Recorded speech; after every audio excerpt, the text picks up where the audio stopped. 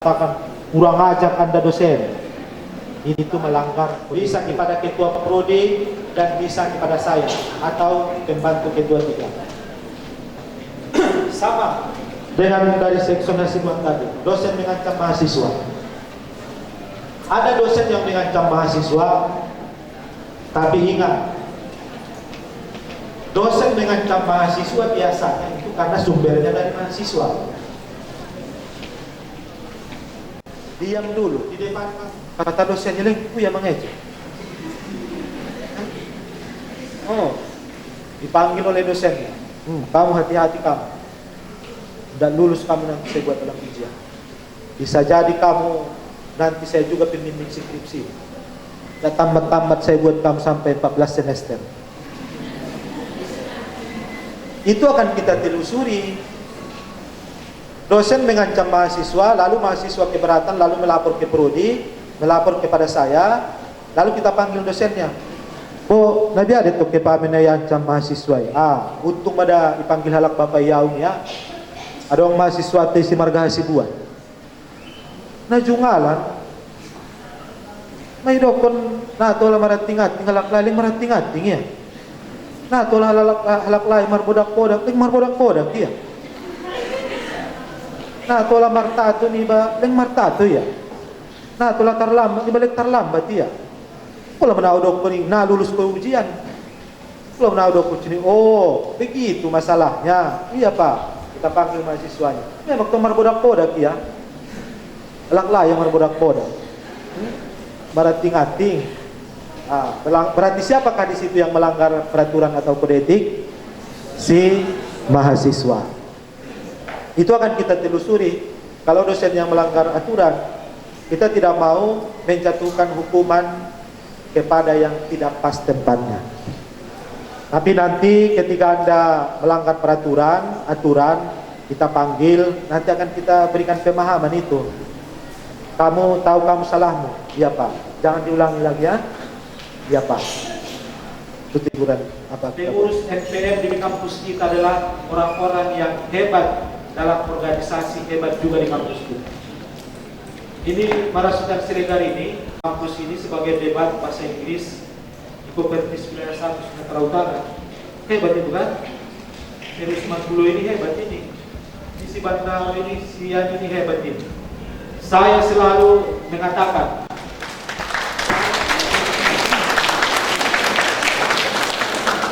pemilihan di tahun 2016 di bulan supaya bisa juga menampilkan orang hebat dan organisasi hebat pula di dalam kampus kita. Pandai membagi waktu. Apa tipsnya? Pandai membagi waktu. Anggo kuliah Jor. Oh kuliah tema ngecek teor. Begitu rapat organisasi, rapat dengan baik, ikuti dengan baik, tepat waktu. Begitu ada kesempatan berbicara Anda. Mana ada? Nung rapat, mengecek dia. Tengok habis rapat, baru mengecek dia, baru fokus, duduk di depan. Dengarkan apa yang disampaikan oleh dosen. Bertanya siapa? Kelemahan kita kan tidak bisa fokus. Ordik. Tay otaknya si Bolga do. 5 kali ia ulang-ulang si Bolga padahal ada 1 jam dah punya materi dah. 5 kali ia ulang-balik si Bolga. Si Bolga seribuan. Akhirnya Anda tidak akan berhasil. Otak kita ini terbatas. Jikalau Anda membagi otak kita ini berpikir ke sana kemari, maka dia tidak akan menghasilkan dengan baik. Tapi ketika kita fokus, kita perhatikan dengan baik, kita atur waktu. Kalau waktu belajar dulu, mulai pustaka, macam handphone. Baca buku dengan baik. Oh, ada buku pe ibu kaya, handphone pe ibu kaya, iPad pe ibu kaya. Buka mulai buku. Akhirnya nadong nalan. Nadong nalan. Maka kita harus pandai membagi waktu dan fokus kepada apa yang sedang kita hadapi.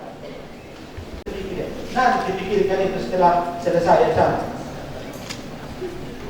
Apa yang Anda hadapi itu dulu pikirkan dengan fokus ya. Ketika belajar, belajar fokus.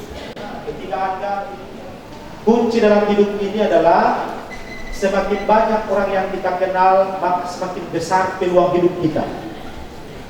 Semakin banyak Anda menjalani organisasi, berarti Anda semakin banyak ketemu dengan orang, berbicara dengan orang, maka semakin besar peluang hidup. Maaf atas kesalahan. Terima kasih atas perhatian. Saya kembalikan kepada moderator. Terima kasih. Assalamualaikum warahmatullahi wabarakatuh.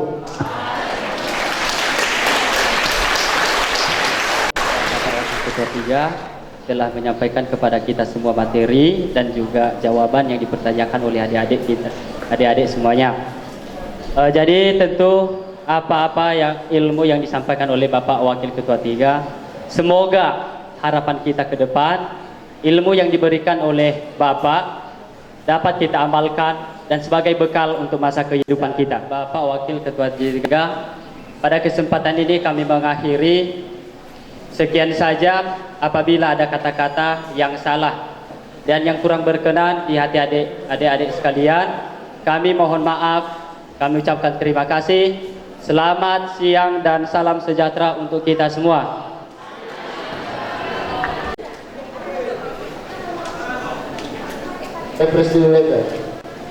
Tolong kepada komando yang tidak lengkap, tolong ke depan. Lomo, cek.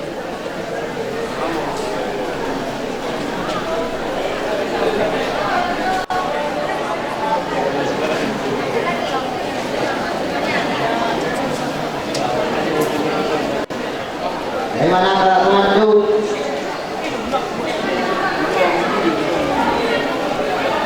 Kelompok 6.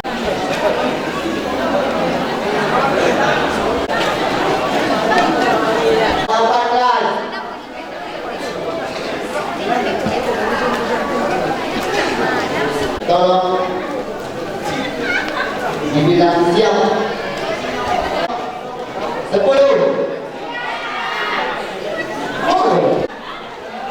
Modo 17. 1 3 2.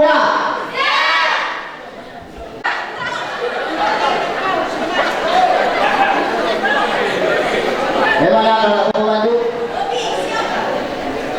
Ya.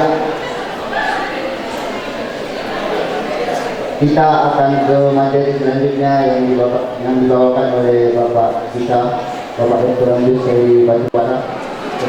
Jadi semua diri.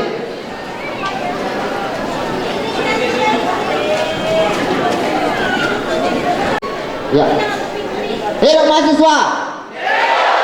Hidup mahasiswa. Hidup mahasiswa. STQ.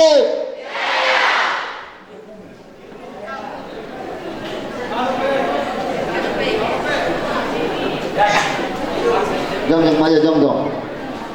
1 2 3. Berarti nak belok kan? Nak belok. 1 2 3. Berarti yang mana belok. Kita lanjut ke materi selanjutnya. Saya silakan duduk semua. Pada pagi hari ini kita masih diberikan kesempatan dan kesehatan sehingga kita masih bisa berkumpul di auditorium kita yang kita cintai ini. Baiklah, tanpa panjang-panjang lagi untuk menghemat waktu, marilah kita dengarkan pada sesi kedua ini yang kebetulan juga sudah hadir di hadapan kita narasumber kita oleh Bapak Dr. Andus Sairi Batubara, yang mana akan membawakan tema yang berjudul administrasi mahasiswa. Jadi kalau adik-adik sekalian, kami harap supaya dalam hal penjelasan nanti Bapak agar menyimak secara dengan baik ya. Oke, baiklah. Untuk mempersingkat waktu, kami persilakan saja kepada Bapak. Warahmatullahi wabarakatuh. Selamat pagi menjelang siang kepada kita semua.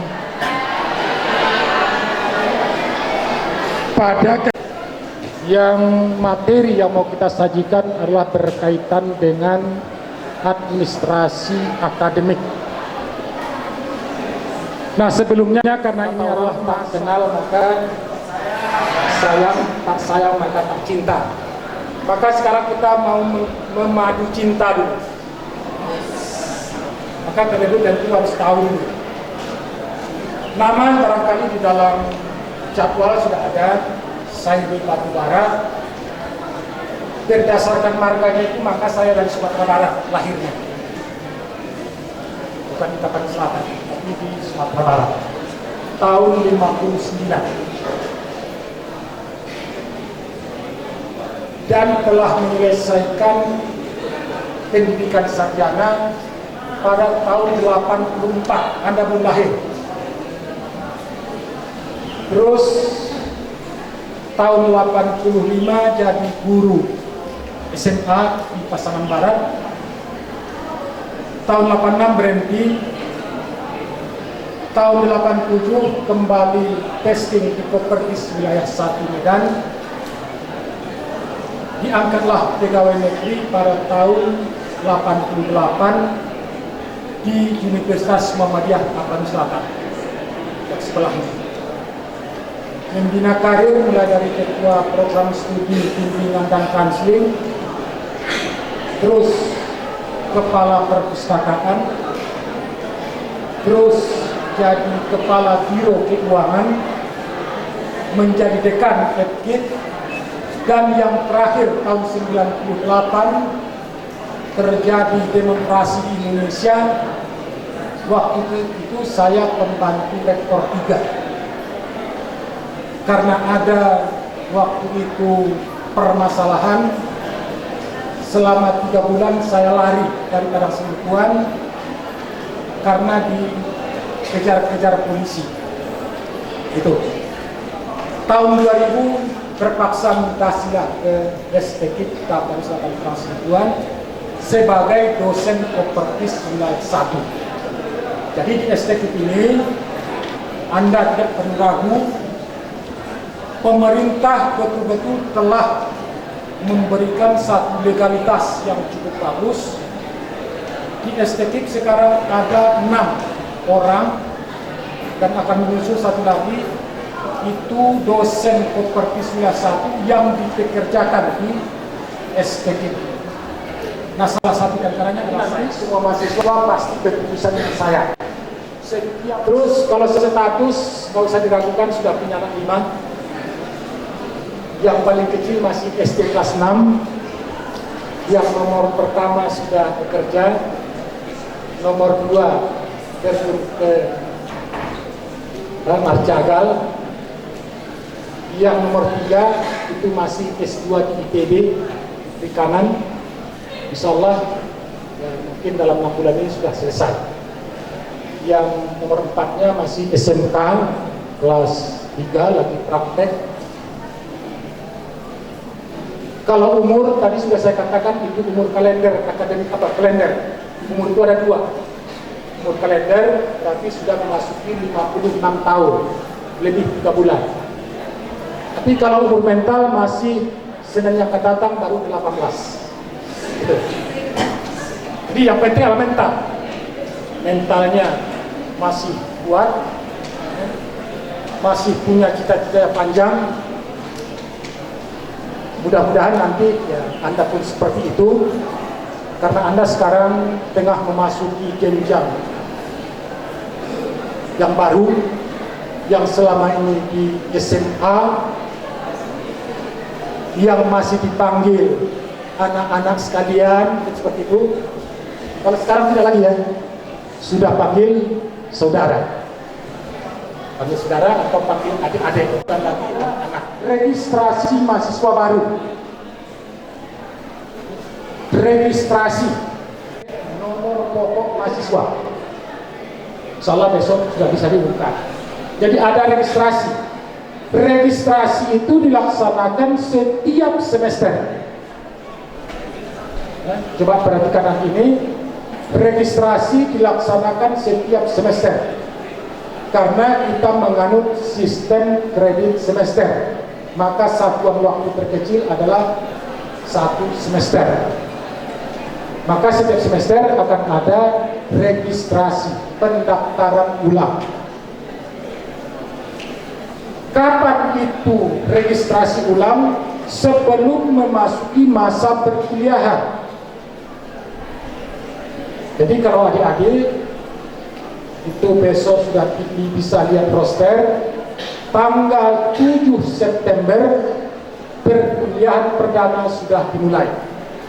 Tanggal 7 itu yaitu kapan mendaftar, kapan perkuliahan, kapan mid semester. Di dalam buku panduan ini sebenarnya untuk tahun ini sudah ada, ya, ada di sana kalender akademik. Kali-kali pun mungkin ada perubahan, itu akan keluar pengumuman kalau ada revisi. Tapi jadwalnya sudah itu tidak jauh lari dari situ tentang apa kegiatan selama 1 semester atau dalam 1 tahun akademik. Nah, ini barangkali informasi-informasi yang sangat penting. Dan, nah ini, saya yang dalam beberapa hari ini sering marah di tempat saya.